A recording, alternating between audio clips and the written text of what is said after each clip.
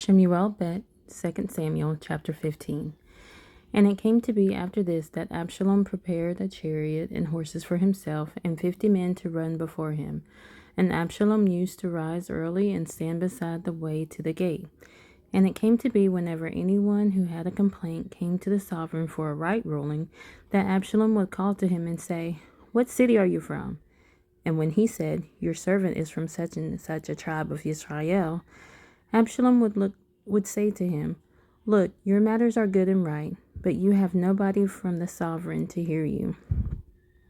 And Absalom would say, "Oh, that I were made judge in that land, and everyone who has any complaint or case would come to me, and I shall let right be done to him." And it came to be, whenever anyone came near him to bow down to him, that he would put out his hand and take hold of him and kiss him. And Absalom did this to all Israel who came to the sovereign for right ruling.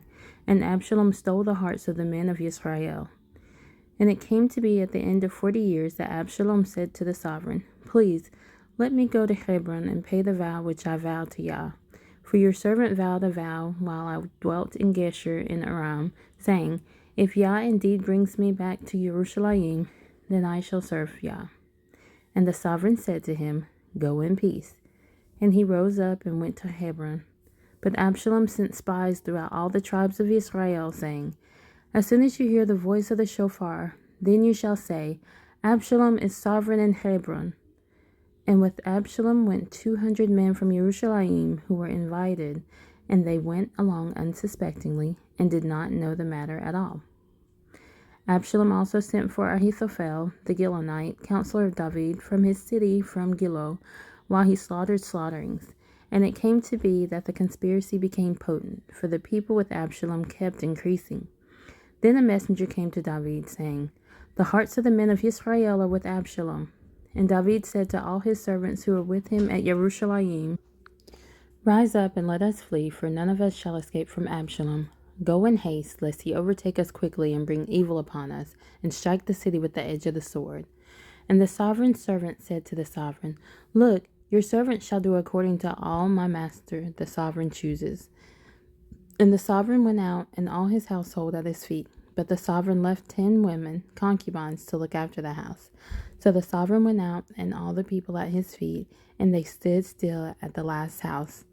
And all his servants were passing on at his side, and all the Kerethites, and all the Pelethites, and all the Gittites, 600 men who had followed him from Gath, were passing on before the sovereign. And the sovereign said to Ittai the Gittite, "Why do you go, you also with us? Turn back and remain with the sovereign, for you are a foreigner, and also an exile from your own place.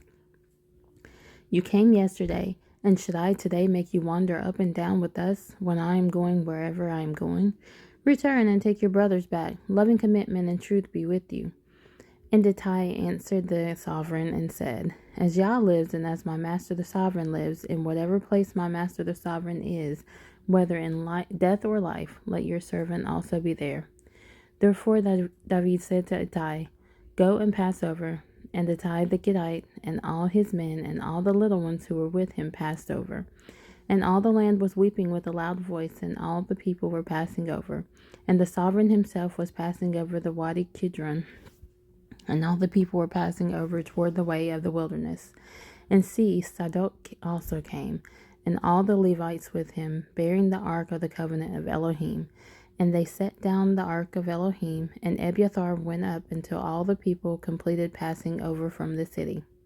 And the sovereign said to Zadok, "Take the ark of Elohim back to the city. If I find favor in the eyes of Yah, then he shall bring me back and show me both it and his dwelling. But if he says thus, I have not delighted in you, here I am, let him do to me as seems good in his eyes." And the sovereign said to Zadok the priest, "Are you not a seer? Return to the city in peace, and your sons with you, Ahimaaz your son, and Jehonathan son of Abiathar. See, I am waiting in the desert plains of the wilderness until word comes from you to inform me." And Zadok and Abiathar took the ark of Elohim back to Jerusalem, and they remained there. And David went up by the ascent of the Mount of Olives, and wept as he went up. And he had his head covered, and went barefoot. And all the people who were with him covered their heads and went up, weeping as they went up.